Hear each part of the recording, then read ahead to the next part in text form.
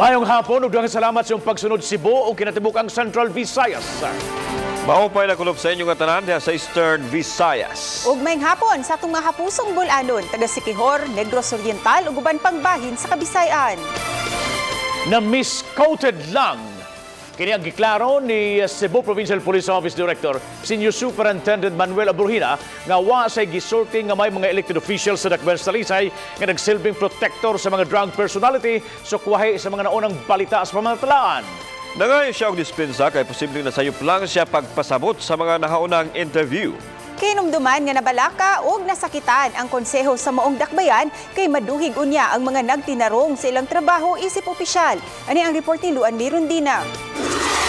Kung may mga na-offend po ng mga personalities doon sa mga kumalat na balita kahapon,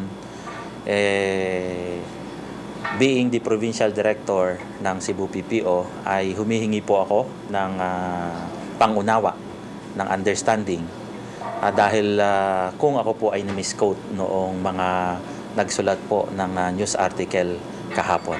Gipasabot ni Cebu Police Provincial Office Director, Senior Superintendent Manuel Abrojena nga wala siya miingon nga may mga elected officials, partikular na sa Dakbayan sa Talisay, nga nagsilbing protektor sa mga drug personalities. Matod sa CPPO Director nga posibleng na-taken out of context lang siya sa nahunan niyang interview diin iyang gibutyag nga may kasayuran silang gi-verify mahitungod sa posibleng pagsandig sa mga drug personalities sa ubang mga government officials. Apan wa siya mihingan o partikular nga lungsod o dakbayan. I wish to clarify na wala po akong sinabi na may mga politicians, particularly in Talisay, na protecting or supporting the illegal drug personalities na nag-ooperate po dito. And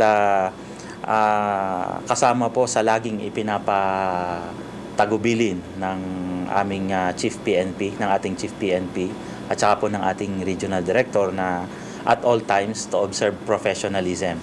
Kagahapon, ang mga lokal nga opisyal sa Dakbayan sa Talisay nanawagan sa CPPO Director sa paghingan sa naasoy mga government officials. Kini aron dili ma-generalize ang pasangil ug di maduhig ang mga nagtinarong sa ilang trabaho. Luan Mirundina, Balitang Isda.